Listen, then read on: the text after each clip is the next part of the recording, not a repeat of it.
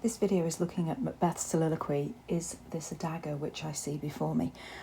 Just some close reading and some thoughts to help you make some notes.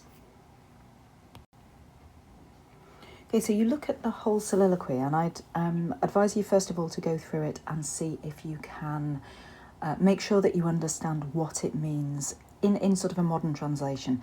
Somewhere on the internet, if you Google facing translation, I'm sure there will be a modern rendering of it, but just going through it quickly, just to make sure that you're happy with the sense of it.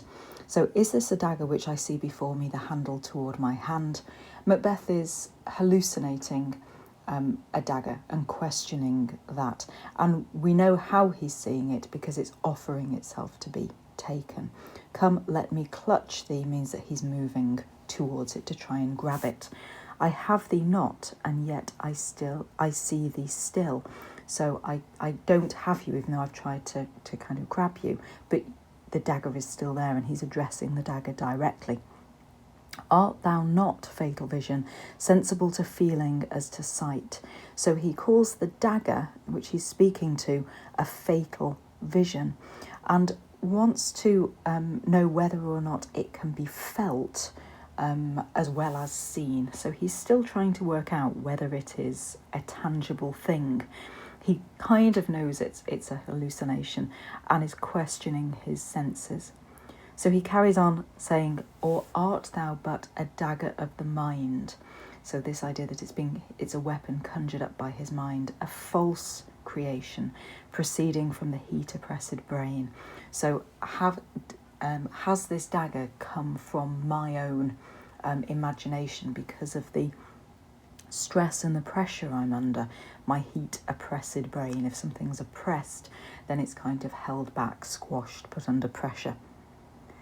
Goes back to speaking to the dagger and says, "I see thee yet, in form as palpable as this which now I draw." So the dagger of his mind is still there. He can still see it.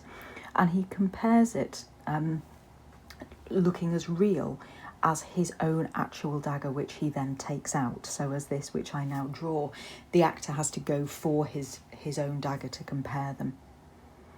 Back to talking to the dagger again. "Thou marshallest me the way that I was going." So you are showing me, think of like car park marshals, you are showing me the way that I was going to go. So the dagger becomes almost a symbol of his decision, that he has made up his mind to kill Duncan. "And such an instrument I was to use." So you're showing me the way and I was going to use a dagger for it. "Mine eyes are made the fools of the other senses, or else worth all the rest."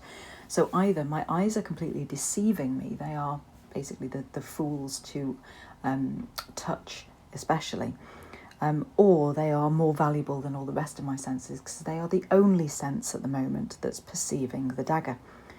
"I see thee still, and on thy blade and dudgeon gouts of blood which was not so before."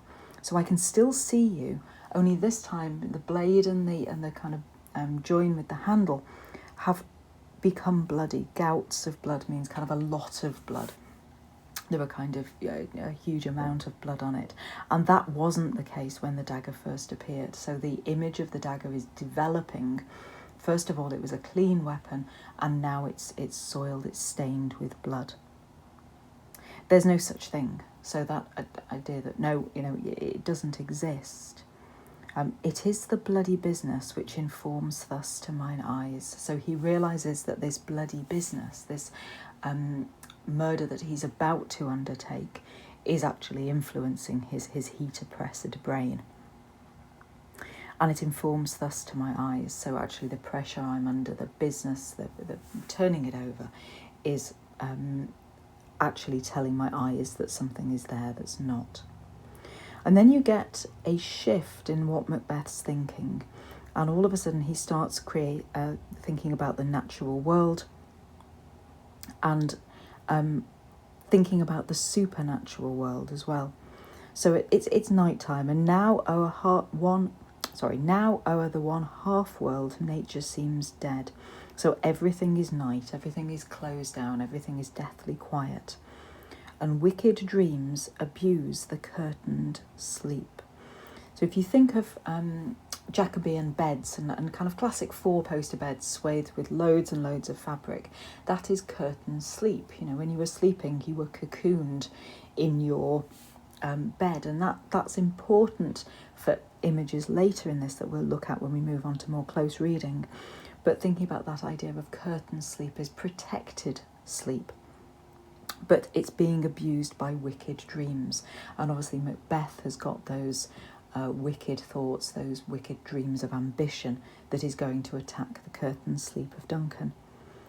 Witchcraft celebrates pale Hecate's offerings, and with a murder alarmed by his sentinel, the wolf, whose howls his watch, thus with his steady pace, with Tarquin's ravishing strides towards his design moves like a ghost. So just to unpick that, obviously Hecate being kind of chief of sorcery, really, head sorceress, the kind of head witch, so a female image of very strong dark magic. And then all of witchcraft is celebrating that at this time of night. Murder is personified, and murder is put on alert, is alarmed by his sentinel, so he's a guard, a sentinel, the wolf. So murder and his wolf, whose howl is his watch. So the wolf is howling his alert and being on guard with his stealthy pace. And I think that is a comma at the end of that after the pace rather than a full stop. Just check your text.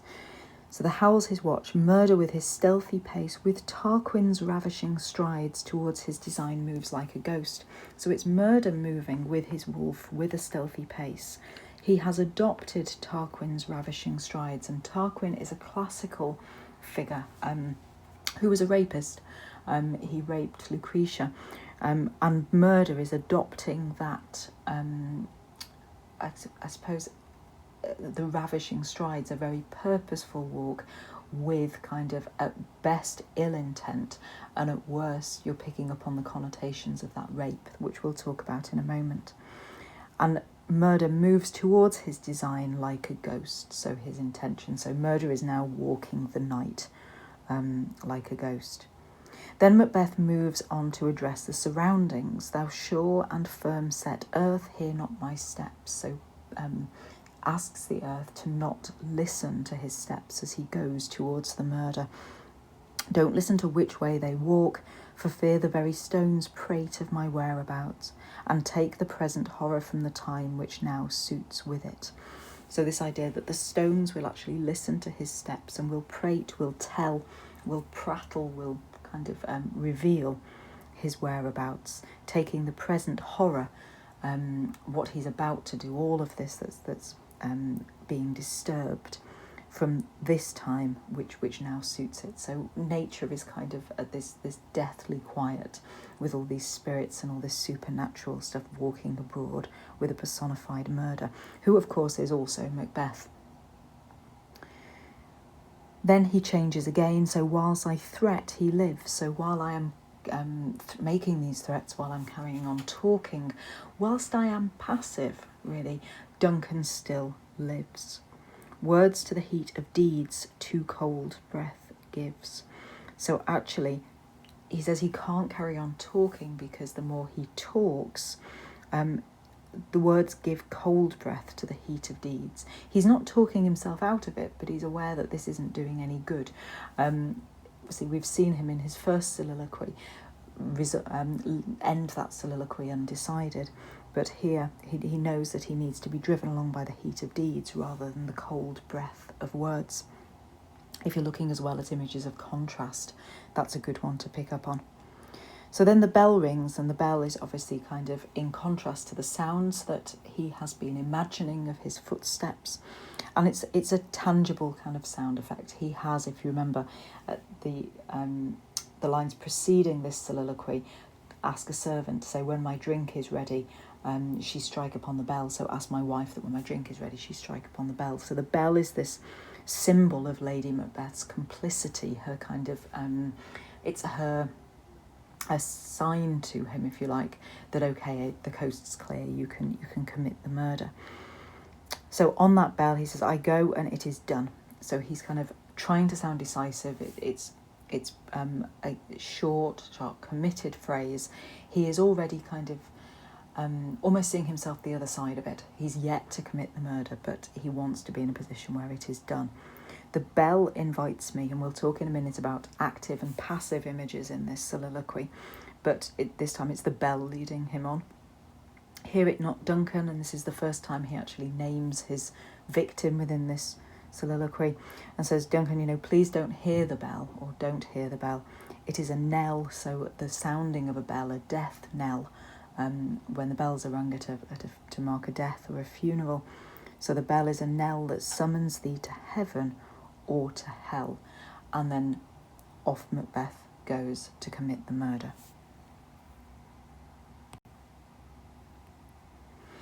So if we look first of all in terms of the opening of this soliloquy, the first thing to remember really is that it is a soliloquy, and therefore you have got those conventions that go with the soliloquy. Okay, so that is the singular, and the plural ends in IES, just so you remember that. And in a soliloquy, you know that a character is telling the truth. So you're getting Macbeth's inner thoughts, if you like. You're getting what he's thinking about at that moment. It also, in terms of the soliloquy form, shows a degree of psychological conflict. It is a convention of Shakespearean drama, so it's a rule and expectation, a convention of Shakespearean drama, that a central character who is under some form of psychological conflict or experiencing some form of psychological conflict will soliloquize and speak the truth. And straight away you get his position, that idea of conflict in the question. He is being confronted by something about which he is unsure.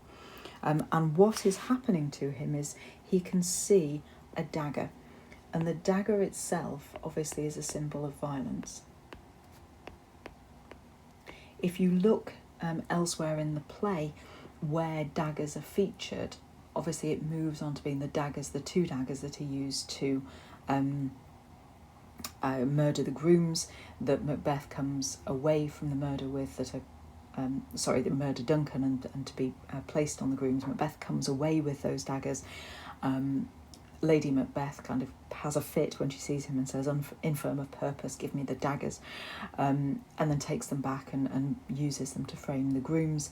Malcolm later on in the play says there's daggers in men's smiles. It really is worth, if you're interested in following the symbol through, if you get a copy of the play online, so just Google complete text, and then use Control F to jump through the play on the word dagger and collect all the times when the word dagger's used. But this is obviously a significant and iconic moment when that's there. So is this a dagger which I see before me, the handle toward my hand? So he's questioning his own senses, and the way the dagger is positioned is it is like an offering. It's inviting, it's urging, it's conveying that he should take the dagger. It's also, you get this echo of handle and hand connecting Macbeth and the dagger, almost kind of separating Macbeth's hand from Macbeth. It's interesting to look in this soliloquy in terms of the active and passive, how much Macbeth in this speech portrays himself as passive, being led by other things. So the dagger has appeared before him. The handle is offering itself. It's his hand that's wanting to take it rather than him, almost. So is there some idea that he, although it seems committed to this action, there's still that conflict there. He then moves to talk directly to, and talking to the dagger, saying, "Come, let me clutch thee." And you might want to pick up on the connotations of clutch. Is there that kind of, yes, firm grip, but also maybe a kind of desperation there? which is indicative of what he's thinking, how he's approaching this murder. So I have thee not, and yet I see thee still. So we straight away get this idea of a paradox, a dagger that's there and not there, a dagger that he can definitely see, can definitely perceive, but he cannot touch. It kind of reminds you of the foul is fair and fair is foul of the witches. This idea that nothing is quite what it seems, everything is equivocated, everything is kind of confused. See, this marks the first of Macbeth's kind of visions, hallucinations in the play as he kind of psychologically unravels, and this is before the murder. And you get these questions of appearance and reality. So if you're collecting notes on that theme or that contrast, here you've got something that he can see but isn't real. His reality is not in tune with a wider reality. So I have thee not, and yet I see thee still. It's a kind of end-stopped line. He's got that blunt confusion. Art thou not, fatal vision, sensible to feeling as to sight? So another question, and if you look, it leads on to another question. So 3 questions in the opening section. And this idea of a fatal vision, to what extent is he realising that this hallucination, this dagger of the mind, is a harbinger of death, is a signal. So a harbinger of death is like a messenger, a symbol of death. To what extent does it forebode? To what extent does it foreshadow all the deaths to come? It is a fatal vision. Or is it heralding only Duncan's death in his mind? Obviously there is a difference between what the audience expect and what Macbeth may expect. So art thou not, fatal vision, sensible to feeling as to sight? So can I not grab you as much as I can see you? Or are you but a dagger of the mind? So that idea of a dagger of the mind, the image itself is worth unpicking. We've talked about this idea of the dagger as a symbol of violence. If you've got violence in your mind, if your mind has conjured up or is infected by this symbol of violence, what's happening to you? A false creation proceeding from the heat oppressed brain. So he's aware psychologically of the pressure he's under and the possibilities that this may be inviting madness. I guess it's interesting, the dagger, it indicates his psychological conflict, but also there is a truth about the dagger. It is a fatal vision. It is a signal of murder. And actually what is happening is this hallucination is going to impact upon what Macbeth does. So it is incredibly potent, incredibly powerful. When he's looking at it, he really wants to, I suppose, take it as an affirmation, take it as a confirmation to what he's doing. And some critics will say that actually at this point Macbeth is absolutely 100% fully committed to the murder. This is just kind of a manifestation from his brain of what he wants to do anyway. This is just kind of affirming his way forwards. Others will be a little more kind of tentative about it, saying, well, actually, this is representing his own psychological conflict. He's not fully committed. This is kind of the tipping point to it. It certainly kind of can act as both an invitation and a barrier, really. Like if it's portrayed on stage in a modern production, it may actually be in Macbeth's way, or the way the actor's playing it. It may be kind of between him and the direction he's got to go to commit the murder. How is he going to take it? Is it a warning to him? He talks about, is it a fatal vision, a false creation? But there is always the idea that, a knife which is then covered in blood could be a warning that he then rejects. So there's an equivocation, there's a confusion about what the knife could stand for, which echoes the psychological conflict in Macbeth's mind. I think also the other thing, this idea of I have thee yet I have thee not, it's in my sight but I can't grasp it, could also arguably apply to the crown. That's what he's about to commit this murder for, is to become king. So there's that kind of underlying symbol of the things that Macbeth wants, the things that he is aspiring to, are maybe kind of always out of his grasp, always intangible, always not able to be touched. So he then moves on to say, I see thee yet. So it's still there, in a form as palpable as this which now I draw. So you get then this connection between the psychological and the physical. So the dagger through Macbeth and through Macbeth's gesture is made manifest, is kind of made physical. If something is manifested, it means it's physical. He has to make that connection, that this dagger is like my dagger. This kind of idea, this aspiration, is something that I am physically carrying. An imagined weapon, there is a real weapon.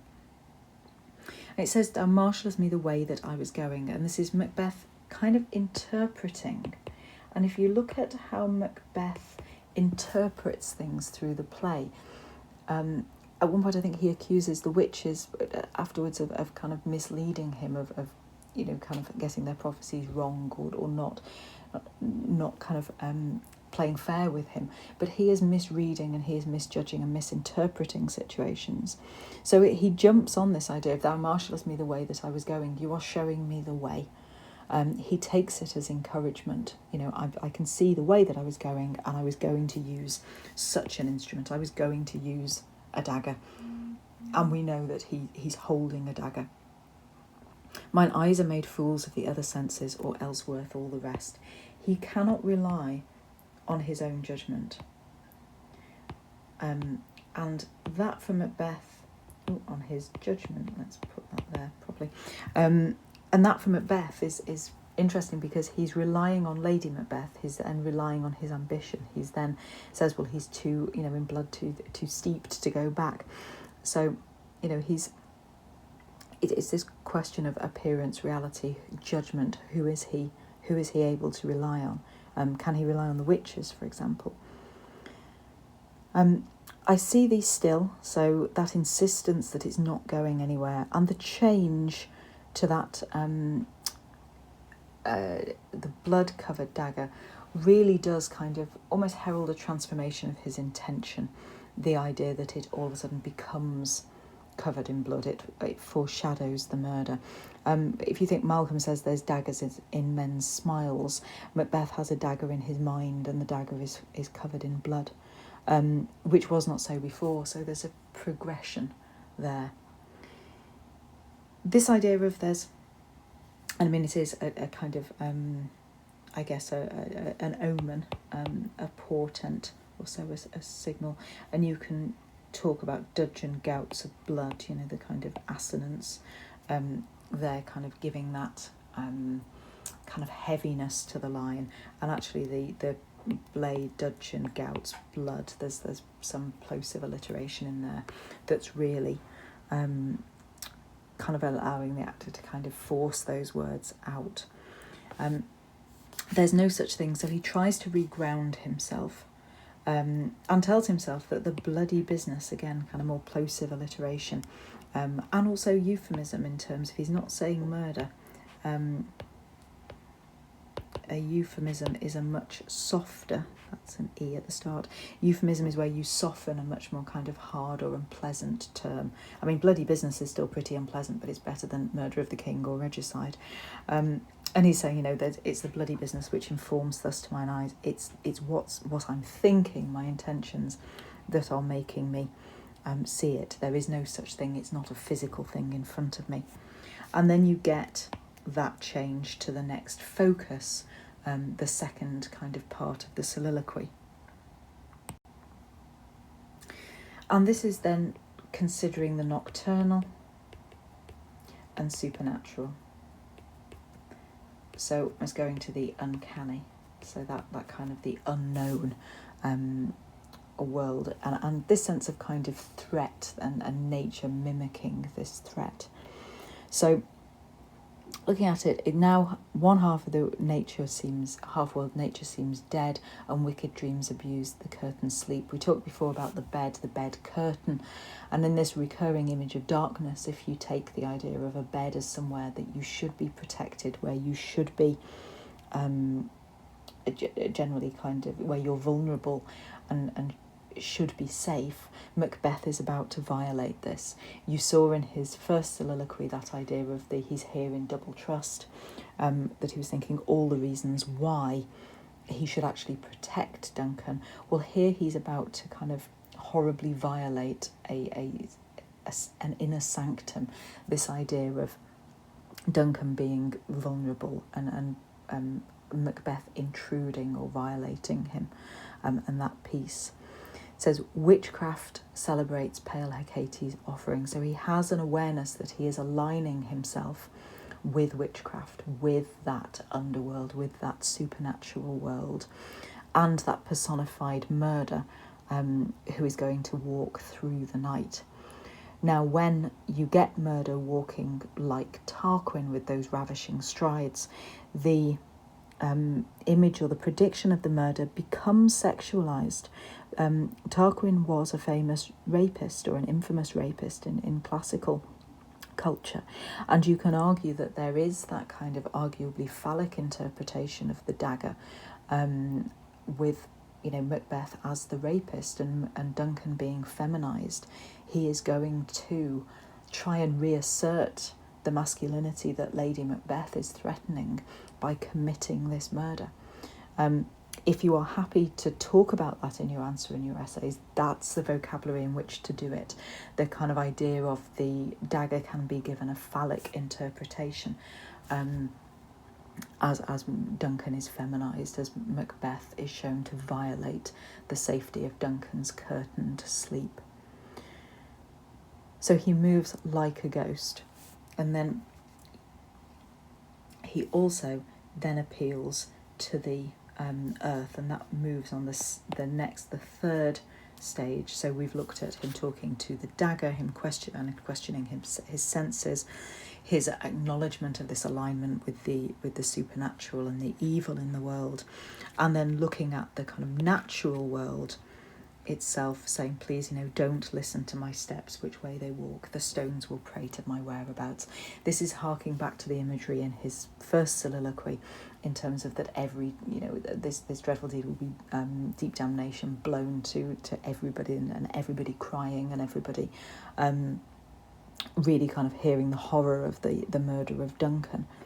They'll take the present horror from the time which now suits with it. So he's kind of basically acknowledging how wrong, again, this deed is, that the very stones are likely to betray him. And then he moves on to this idea of declaration of intent. Whilst I threat, he lives. There is, again, that idea of contrast, heat of deeds, cold breath. He risks talking himself out of it, really, again, but wants to say, I go and it is done, that sense of finality. The kind of decision is, again, picked up in that rhyming couplet that marks the end of the scene. He talks about the bell inviting him in the same way as the dagger was offering itself to him, almost. And actually, when you look at the ending of it, this idea of, Duncan, the bell summons you to heaven or to hell, he has already said in his first soliloquy, he knows that Duncan is a good king. So to what extent is that showing this kind of equivocation, saying, well, I don't know which way Duncan's going? He's already said he knows Duncan will be going to heaven. So, he's not finding any of this excusable. So if we look kind of at some general points about the whole soliloquy, just to kind of wrap that up and to do some form and structure points. Generally, there is a deep kind of psychological conflict in this soliloquy. You've got a recurring image of darkness there. You've got the colours relating to kind of black and red, the darkness and the blood. It's got that sense of supernatural and evil running through it. There are tones of kind of not only of violence but an undercurrent of violent sexuality in one interpretation of it. Macbeth trying to reassert his masculinity using this kind of classical image of a rapist to almost poeticize the murder. The idea that he's saying that the dagger is showing him the way, but acknowledging that the dagger is in his mind. So basically kind of by the back door saying, well, you know, I've made up my mind to do this. Macbeth is showing Macbeth the way, if the dagger is a dagger of the mind. He can't trust his senses. The world is starting to become slightly unhinged for him, even before the murder.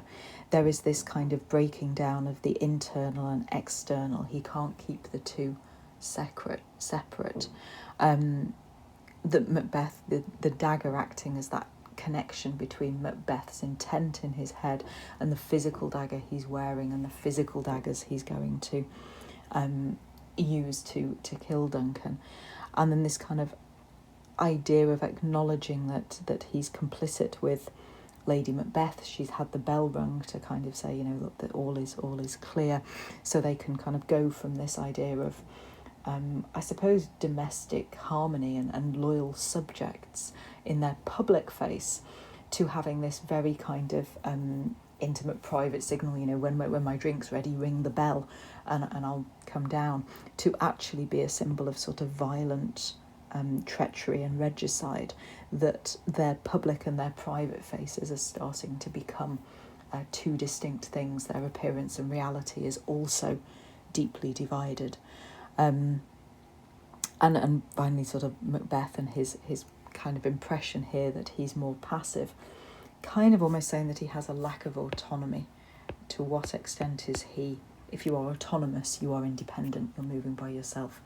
To what extent is he trying to say, you know, this is something he's got to do and abdicate responsibility for it? Looking at it structurally, obviously you would comment on the fact that it is a soliloquy. It's generally written in regular blank verse, so it's got that kind of iambic pentameter. If lines go short, look at what's being said. So as this which now I draw is a short, blunt action. It can be a decisive moment marked by that shorter line. You have got exclamations in it. It starts with questions. It's got repetitions of that image. There is an uncertainty and a tension through the questions. It ends in that kind of impression of resolution from that rhyming couplet. But to what extent are you convinced by that? Because of the sentiment in the final line, you kind of know that that's not really a question in Macbeth's mind. He knows that he's not going to send Duncan to hell. It's going to be heaven. And in the middle sort of section of it, he moves outside himself, really. It turns from the repeated personal pronoun I, and addressing the dagger in the first stage, to moving away and externally in those different otherworldly factors that he wants to talk about. Macbeth edits Macbeth out of the middle of this soliloquy, which, considering he's trying to consider, you know, his position and what to do, is interesting. It might again portray him as individually helpless rather than in charge. He's drawing on all of these images, all of these references and allusions to allow him to carry this out. Hopefully that helps. If you have any questions, drop me an email. But good luck with writing about this soliloquy.